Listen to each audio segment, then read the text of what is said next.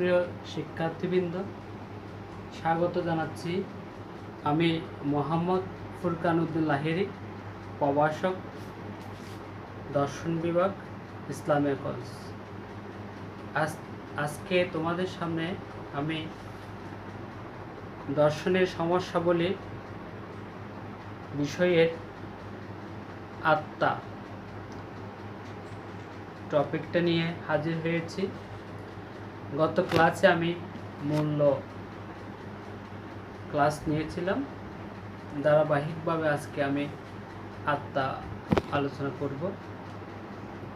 আত্মা শব্দটির সাথে আমরা সবাই পরিচিত। এটা বিভিন্ন ধর্মের মধ্যে বিভিন্ন আলোচনা আছে।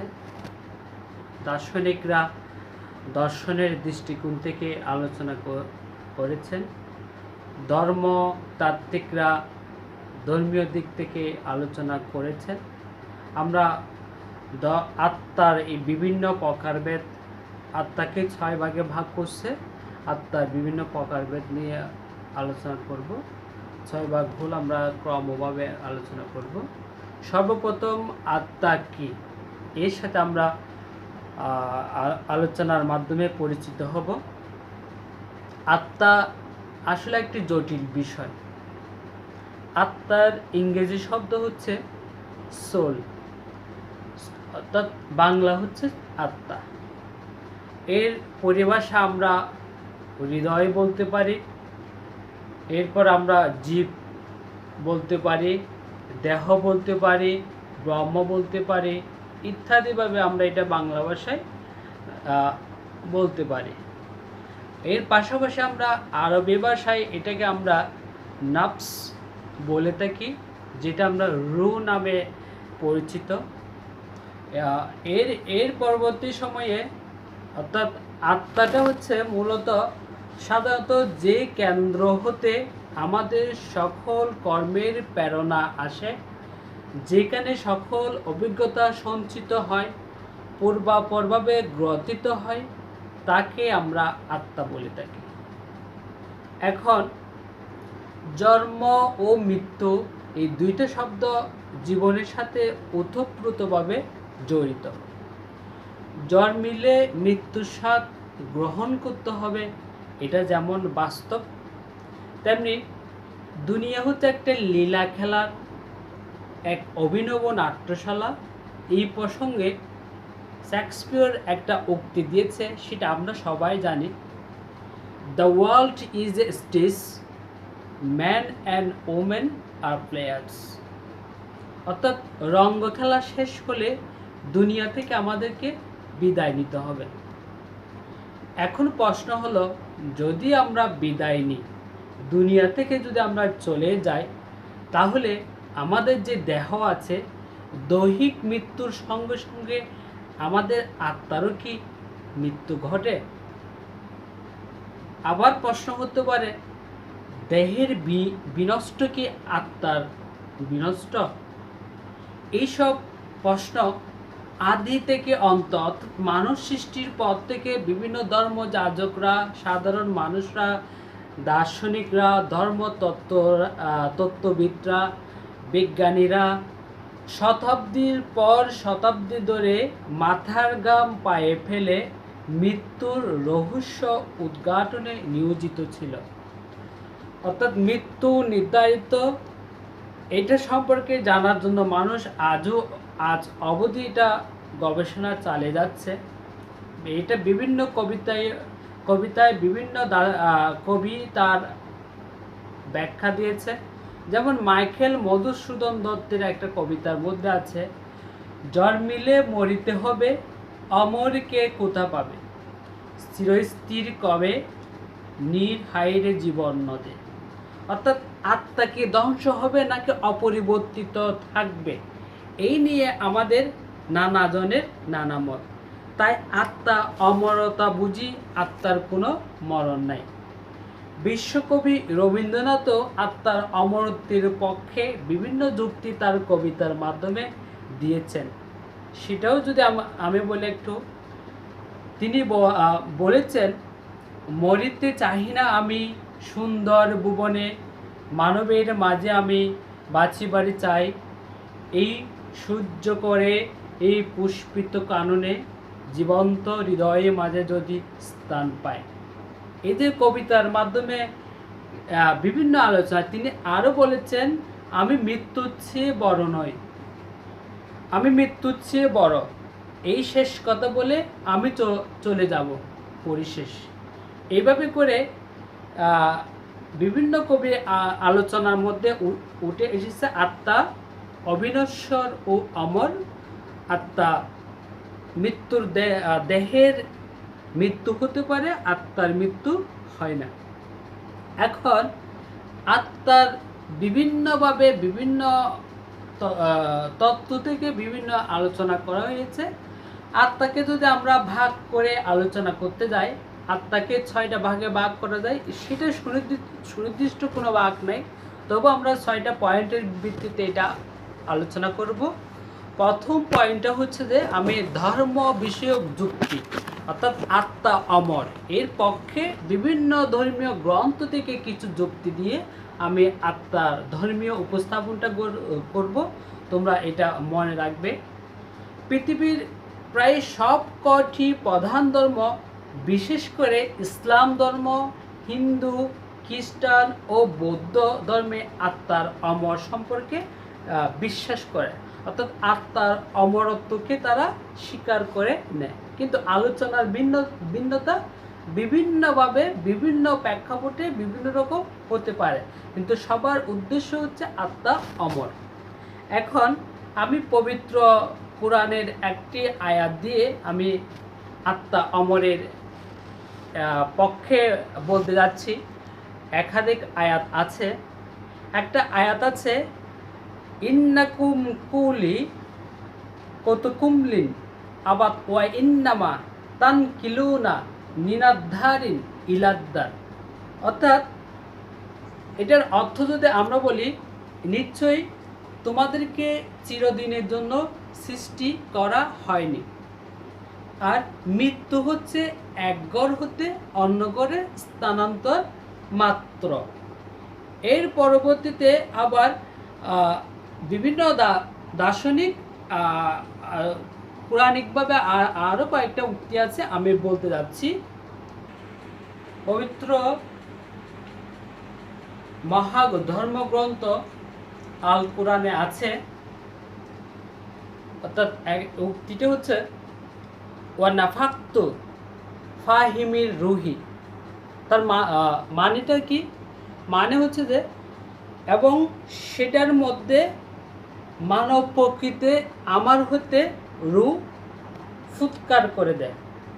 অর্থাৎ ওয়া নাফাক্তু ফিহিমির রুহি, মানব প্রকৃতির মধ্যে আমার মধ্যে থেকে আত্মাটা ফুৎকার করে দেয়। মানে এটা সূরা হাজর আয়াত নাম্বার 29, স্পষ্টভাবে এটা উল্লেখ আছে আত্মার পক্ষে এই উক্তিটি। আমরা এর পরবর্তী পবিত্র কোরআনের আরও একটা আয়াত দিয়ে আমি বলতে পারি, সেটা হচ্ছে সূরা জারিয়াত, আয়াত নাম্বার হচ্ছে 21। সূরা জারিয়াতে বলা হয়েছে, ওয়াফি আনফুসিকুম আফালা তুবসিরুন। আমি আবার বলি, ওয়াফি আনফুসিকুম আফালা তুবসিরুন। মানে হচ্ছে আমি তোমাদের নফসের সাথে মিশে আছি, তোমরা আমাকে দেখো না কেন? তার মানেটা কি? অর্থাৎ আমাদের দেহটা বিনষ্ট হয়ে যায়, কিন্তু আত্মাটিকে আল্লাহর আরশে চলে যায়। আল্লাহর এই আত্মাটা আমাদের দেহের আত্মার মধ্যে আল্লাহর অবস্থান আছে, কিন্তু আমরা সেটা দেখতে পাই না, কিন্তু আমরা উপলব্ধি করতে পারে। অনেকটা সুফিজমের মতো, অর্থাৎ সুফিদের যে মতবাদটা আছে সেটাও একই রকম। অর্থাৎ আল্লাহর আরশের সাথে যার সান্নিধ্য লাভ করে সেই হচ্ছে সুফির মধ্যে দিয়ে আলোচনার মধ্যে পানা বাখা দুইটা শব্দ আছে। এই যে বিভিন্ন পানা মানে হচ্ছে যে মানুষ বিভিন্ন সুফি মূলনীতিগুলো গ্রহণ করার পর সে একটা সর্বোচ্চ ধাপে চলে যাবে, তখন তার সুফিত্তম অর্থাৎ আল্লাহর সাথে তার নিকট সান্নিধ্য লাভ করে। এটা এখন আমি আবার পবিত্র ধর্ম ইসলাম ধর্ম থেকে আমি উদ্ধৃতি দিয়েছি। এবার আমি আলোচনাটা হিন্দু ধর্ম মতে আমি একটু আলোচনা করব। হিন্দু ধর্মের মতে কি, হিন্দু ধর্মের মতে, আচ্ছা আমি প্রথমে এটা হচ্ছে যে এক হচ্ছে ধর্ম বিষয়ক যুক্তি, সেটার মধ্যে আমি ইসলাম ধর্ম বলেছি। এবার আমি বলতে যাচ্ছি অর্থাৎ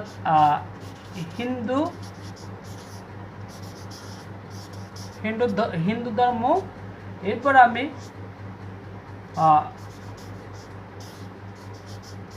বৌদ্ধ ধর্ম, তারপর খ্রিস্টান ধর্ম সম্পর্কে আমি আলোচনা করব। এখন আমি হিন্দু ধর্ম সম্পর্কে যেটা বলতে যাচ্ছি সেটা হচ্ছে অর্থাৎ আত্মা হলো চিৎকণা, এটা হিন্দু ধর্মে বলা আছে, যা মানুষ, উদ্ভিদ, জীব তারপর হচ্ছে জল, অন্তরিক্ষ, অর্থাৎ যেটা সর্বত্র ব্যাপ্ত, এর নাম হলো পরমাত্মা। পরমাত্মা কি? এখন পরমাত্মা হচ্ছে এটা একটা বিশেষ রূপ, অর্থাৎ যা জীবের হৃদয়ে জীব আত্মা ও পরমাত্মা দুইটার অবস্থান আছে, এবং পরমাত্মা ক্ষুদ্র ক্ষুদ্র অংশটাই হচ্ছে জীব আত্মা। আমি আবার বলি, একটা পরমাত্মা হচ্ছে বিশেষ রূপ, যেটা জীবের হৃদয়ে অবস্থান আছে, সেটা জীবের মধ্যে জীব আত্মা ও পরমাত্মা দুটি রূপ বর্তমান আছে, এবং পরমাত্মার ক্ষুদ্র ক্ষুদ্র অংশ এসে জীব আত্মা যখন প্রতীত হয় তখন জীব জীবন লাভ করে। আবার জীবের মৃত্যুর পর সে পরমাত্মার কাছে চলে যায়। তো যখন সে ক্ষুদ্র ক্ষুদ্র বিভিন্ন জীবাত্মা হয়ে যখন সে প্রতীত হয়, সেটা একটা জীবন লাভ করে। জীবন লাভ করার পর তার যখন মৃত্যু হয়, সেটা আবার কার কাছে চলে যায়? পরম আত্মার কাছে চলে যায়। পরমাত্মার সাথে কি হয়? চলে যাওয়ার পর এটা বিলীন হয়ে যায়। এখন বিলীন হয়ে গেলে কি সব শেষ? এখানে কি তার সার্থকতা? বিলীন হয়ে গেলে এখানে নিশ্চয়ই তার সার্থকতা নেই, কারণ সে পাপ ভোগ করে বা স্বর্গ নরক যাই করুক না কেন, সে যখন তা পবিত্র হয় তখন তা পূর্বজন্ম অর্জিত হয়, অর্থাৎ পূর্ণতা লাভ করে পবিত্র হয়। যখন সে পরমাত্মার কাছে আবার চলে যায়, তখন সে আনন্দ লাভ করবে তখনই যখন সে তার পূর্বজন্ম অর্জিত হবে। আর অর্জিত পূর্বজন্মের মধ্যে যদি সে পূর্ণ লাভ করে এবং পবিত্র হয়, তখন সেটা পরম আত্মা, দেব আত্মা, মানব আত্মা বা জীব আত্মা বা প্রেতাত্মা, এই 4 প্রকার আত্মার মধ্যে দেব আত্মা হলো পরমাত্মা দ্বারা নিয়োজিত একটি শক্তি। অর্থাৎ আমি সংক্ষিপ্তভাবে যেটা বোঝাতে চেয়েছি সেটা হচ্ছে, হিন্দু ধর্ম মতে আত্মা হলো একটা চিৎকণা, যা মানুষ, বিভিন্ন জীব, বিভিন্ন পশু পাখির মধ্যে সর্বত্র এটা ব্যাপ্ত আছে, যেটাকে আমরা পরমাত্মা বলি। পরমাত্মাটা আবার জীব আত্মার একটা বিশেষ রূপ, যেটা পরমাত্মা ও জীব আত্মা দিয়ে এটা গঠিত হয়েছে। এই যে গঠিত হওয়াগুলো হচ্ছে ক্ষুদ্র ক্ষুদ্র ক্ষুদ্র এক একটা জীবাত্মা, যেটা বিভিন্ন জীবাত্মা যখন পতিত হয়েছে তখন একটা জীবন লাভ করেছে। জীবন লাভ করার পরে সেটা যখন মৃত্যু হয়েছে তখন সে পরমাত্মার কাছে চলে গেছে। চলে যাওয়ার পর আমরা মনে করি তার আনন্দ লাভ হয়েছে, আসলে এখানে তার আনন্দ লাভ না, এখানে হচ্ছে সে যখন তার পূর্বজন্ম অর্জিত হবে সেখানে যদি সে পূর্ণতা লাভ করে, তাহলে সে এখানে পূর্ণতা লাভ করার পর যখন সে পরম আত্মা, দেবাত্মা, মানবাত্মা বা জীবাত্মা বা প্রেতাত্মা, এই 4 প্রকার আত্মার মধ্যে দেব আত্মা হলো পরমাত্মা দ্বারা নিয়োজিত শক্তি। সেটা যখন সে অর্জিত হবে তখন সে অর্থাৎ তাদের মতে এটা হচ্ছে অর্থাৎ আত্মা অমর। এর পরবর্তীতে আমি বৌদ্ধ ধর্ম নিয়ে মতে সংক্ষিপ্তভাবে আলোচনা করব। ব্যাপারটা হচ্ছে বৌদ্ধ ধর্ম মতে জন্মান্তরবাদে সবাই বিশ্বাসী, কিন্তু সেটার সুনির্দিষ্ট কোথাও উল্লেখ নাই। তবু জন্মান্তরবাদে তারা বিশ্বাসী, অর্থাৎ জন্মান্তরবাদে বিশ্বাসী কিন্তু অবিনশ্বর, মানে অবিনশ্বর আত্মার অস্তিত্ব স্বীকার করা হয়নি। মানে জন্মাত্মাই তারা বিশ্বাসী, কিন্তু তাদের আত্মা যে অবিনশ্বর, এই আত্মার অস্তিত্ব সম্পর্কে তাদের কোনো কিছু স্বীকার করা হয়নি। অর্থাৎ মানুষ রূপ বেদনা, সংজ্ঞা, সংস্কার ও জ্ঞান, মানুষ রূপ বেদনা, সংজ্ঞা, সংস্কার ও জ্ঞান, এই 5 উপাদানের সমন্বয়ে সৃষ্টি, অর্থাৎ পুনর্জন্মের কথা এখানে স্বীকার করা হয়েছে এই 5 উপাদানের মাধ্যমে। এটাই হচ্ছে বৌদ্ধ ধর্ম মতে আত্মার অবস্থান। এখন খ্রিস্টান ধর্ম মতে আমি সামান্য করে আলোচনা করব। আমি ধারাবাহিকভাবে বিভিন্ন ধর্মের দিক দিয়ে আত্মার অবস্থান সম্পর্কে আমি জানাচ্ছি। অর্থাৎ পবিত্র আত্মাটা ট্রিনিটির তৃতীয় স্বর্গীয় আত্মা। খ্রিস্টান মতে ট্রিনিটির তৃতীয় স্বর্গীয় আত্মা, অর্থাৎ সত্তা 3টি, পিতা, পুত্র এবং পবিত্র। কয়টি সত্তা? 3টি, পিতা, পুত্র এবং পবিত্র আত্মা। এখন বাইবেলে নতুন টেস্টামেন্ট বর্ণিত 2টি প্রতীক পবিত্র আত্মার সাথে সম্পর্কিত। হ্যাঁ, কয়টি প্রতীক? 2টি প্রতীক। কিসের সাথে সম্পর্ক? পবিত্র আত্মার সাথে সম্পর্কিত। এর মধ্যে একটি হচ্ছে ডানা পায়রা, একটি কি ডানা পায়রা, আর অপরটি হচ্ছে আগুনের লেলিহান। এই যে টেস্টামেন্টের মধ্যে বর্ণিত আছে, এখানে 2টি পবিত্র প্রতীক আছে।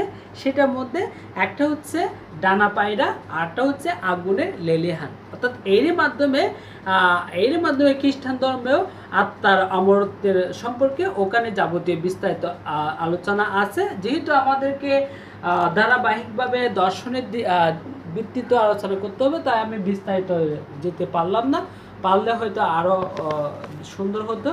যাই হোক, আমি এখন 2 নম্বর অর্থাৎ আত্মার যে তত্ত্ব বিষয়ক বা অধিবিদ্যার আলোচনাটা দিব।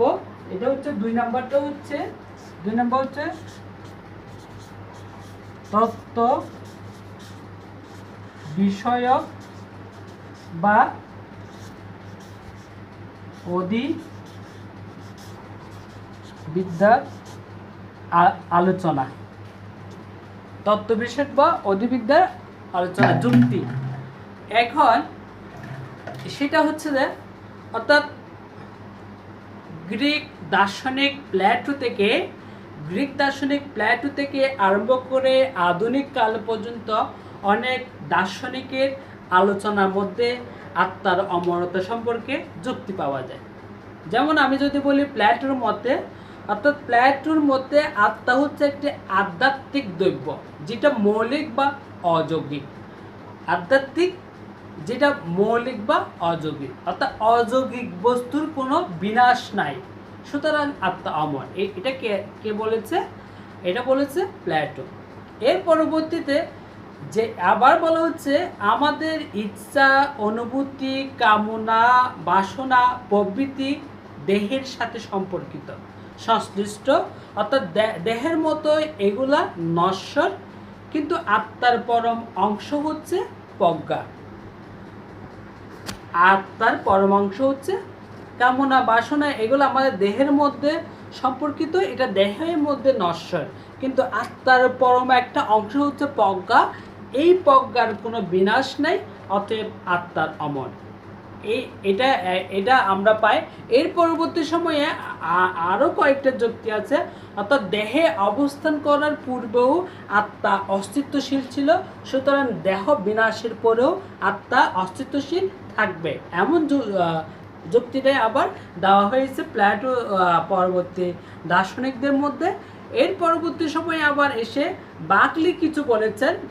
বাকলি বলেছেন আত্মাকে অশরীরী। কে বলেছে এটা? বাকলিকে। অর্থাৎ যার বিনাশ নাই, এক কথায় অশরীরী বলে বিনাশ নাই। এরপর দেখাত, রেনে দেখাত, আমরা সবাই ওকে তো চিনি। বাকলি হচ্ছে একজন ভাববাদী দার্শনিক। রেনে দেখাত বলেছেন আত্মা হলো চেতনা সম্পূর্ণ আধ্যাত্মিক দ্রব্য। কে বলেছে এটা? এটা বলেছে রেনে দেখাত। এরপর এরিস্টটল এসে আবার বলেছে আত্মা হচ্ছে একটা সক্রিয় বুদ্ধি। আত্মাকে একটা সক্রিয় বুদ্ধি, অর্থাৎ এই জন্য এর কোনো বিনাশ নাই। এর পরবর্তী সময়ে আবার একাধিক দার্শনিকের আলোচনা, হেগেল ও হেগেলের দার্শনিকগণ আলোচনা করেছে আত্মা দেহের মধ্যে সীমাবদ্ধ, অর্থাৎ অবস্থায় তার লক্ষ্য ও উদ্দেশ্য পূর্ণ মাত্রায় অর্জন করতে পারে না বলে নিজের এই যে উদ্দেশ্য ও লক্ষ্যগুলো পূরণ করার জন্য পরবর্তীতে আত্মা সশস্ত্র থাকে। অর্থাৎ হেগেলীয় দার্শনিকরা বলতেছে এটা, অর্থাৎ আত্মা দেহের মধ্যে যখন থাকে তখন সে তার নির্দিষ্ট লক্ষ্য উদ্দেশ্য যেগুলো থাকে সেগুলা পূর্ণ মাত্রায় অর্জন করতে পারে না। সেজন্য কি হয়, নিজের উদ্দেশ্যগুলো পূরণ করার জন্য কি হয়, মৃত্যু আত্মার পরেও আবার সশস্ত্র থাকে। এর পরবর্তী আমি এবার 3 নম্বরে বলছি। 3 নম্বরে আলোচনা আসবো শক্তির নিত্যতা।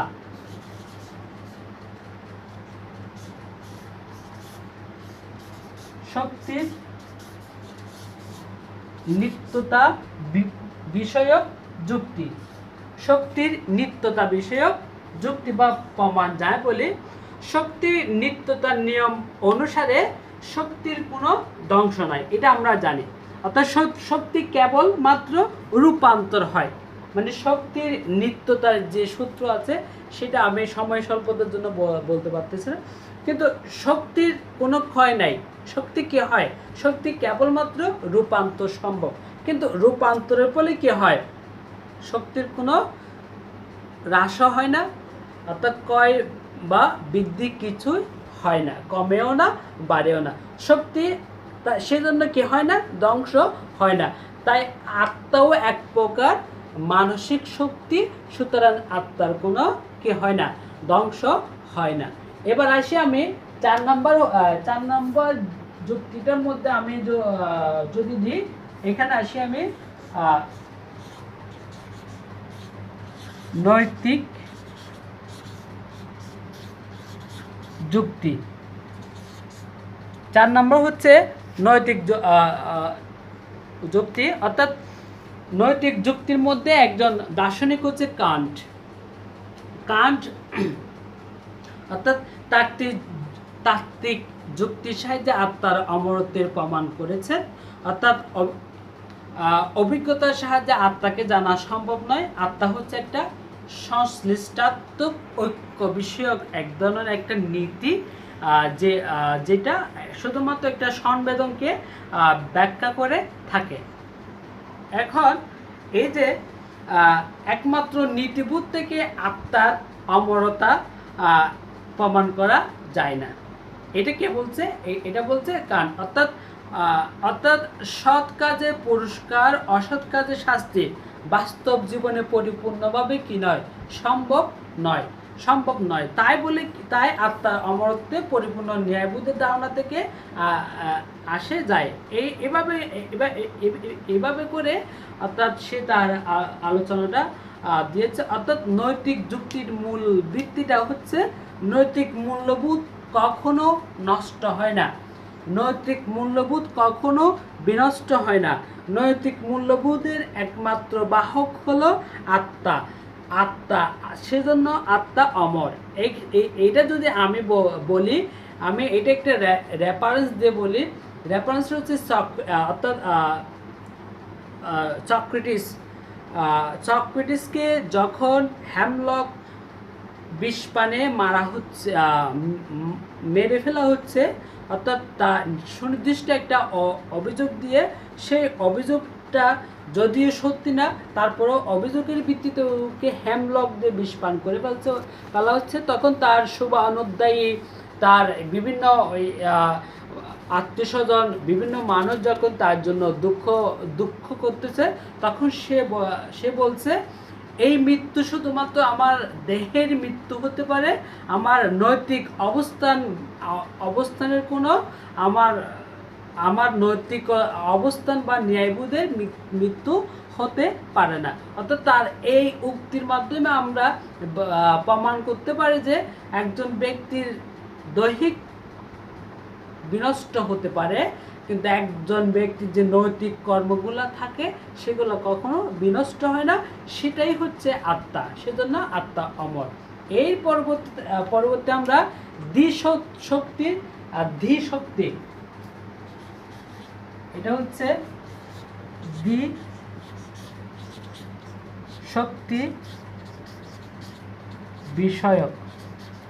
ধীশক্তি বিষয়ক যুক্তি। এর পরবর্তী আরেকটা হচ্ছে শারীরিক যুক্তি। অর্থাৎ ধীশক্তি হচ্ছে ধী অর্থ ধারণ করা। অর্থাৎ ধীশক্তি বিষয়ক এই যুক্তিটির আবির্ভাব হচ্ছে মার্টিনিউ। নাম কি? মার্টিনিউ। অর্থাৎ তার মতে ধীশক্তি হচ্ছে দেশ ও কাল দ্বারা সীমাবদ্ধ। ধীশক্তি পরিবর্তিত অবস্থা থেকে মুক্ত হয়ে কাজ করতে পারে। অর্থাৎ ধীশক্তিতে দেশ ও কাল দ্বারা গঠিত, সেটা একটা পরিবর্তিত অবস্থা হয়ে কাজ করতে পারে। এর পরবর্তীতে আমি শরীরবৃত্তীয়, 6 নাম্বারটা হচ্ছে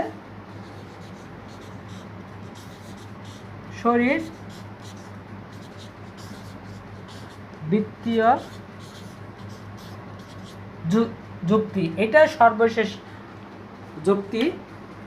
অর্থাৎ শরীরবৃত্তীয় যুক্তি অনুসারে দেহ বিভিন্ন উপাদানে মিশে যায়। অর্থাৎ শরীরবৃত্তীয় যে যুক্তি আছে সেটা অনুসারে দেহ বিভিন্ন উপাদানে মিশে যায়, এতে দেহের পরিবর্তন ঘটে। কিন্তু দেহ বিভিন্ন উপাদানে মিশে যায়, দেহেরও পরিবর্তন ঘটে, কিন্তু দেহাতীত আত্মার কোনো পরিবর্তন ঘটে না। সুতরাং আত্মা পরমাত্মার কাছে অমর থাকে। অর্থাৎ বিভিন্ন কিছুর সাথে মিশে গিয়ে সেটা পরিবর্তিত হয়, কিন্তু দেহের অতীত যে একটা অবস্থান আছে সেটা ঠিক পরমাত্মার কাছে অবস্থান করে, সেজন্য আত্মার কোনো মৃত্যু হয় না। এই মতবাদটা অনেকটা শক্তির নিত্যতা নিয়মের উপর নির্ভরশীল। এই যে আমি আমার এই যে আত্মা বিষয়ক আলোচনাটা করলাম, সেটা আমি একেবারে যে ধর্মীয় যুক্তি, ইসলাম ধর্ম থেকে প্রত্যেক ধর্মের আলোচনা, এরপর দার্শনিক আলোচনা, এভাবে করে আমি আত্মা যে অমর, অবিনশ্বর আত্মা হচ্ছে একটা রূপান্তর মাত্র। অর্থাৎ আমি এটা যদি বলে থাকি, এই যে কাছার ভিতর অচিন পাখি কেমনে আসে যায়। অর্থাৎ এই যে আমার দেহের ভিতরে যে আত্মাটা আছে, আমার দেহটা কিন্তু পড়ে আছে, কিন্তু আত্মাটিকে অচিন পাখি কেমনে আসা যায় সে টিকে তা আল্লাহর কাছে পৌঁছে গিয়ে আল্লাহর আরশের কাছে সেটা জমা আছে, সেটা ক্ষয়প্রাপ্ত না, সেটা বৃদ্ধিপ্রাপ্ত না, সেটা জন্মের আগে যেভাবে ছিল মৃত্যুর পরেও সেটা ঠিক সেভাবে পৌঁছে যায়। এই বিশ্বাসকে মেনে নিয়ে আমরা পৃথিবীর যে মানুষ আছি সবাই আজ অবধি এর সঠিক অবস্থান সম্পর্কে কোনো গবেষণা দিতে পারেনি, কিন্তু ধর্মীয় যুক্তির ভিত্তিতে আমরা এটা হলফ করে স্বীকার করে নিই যে আত্মা অমর। সবাইকে শুভেচ্ছা।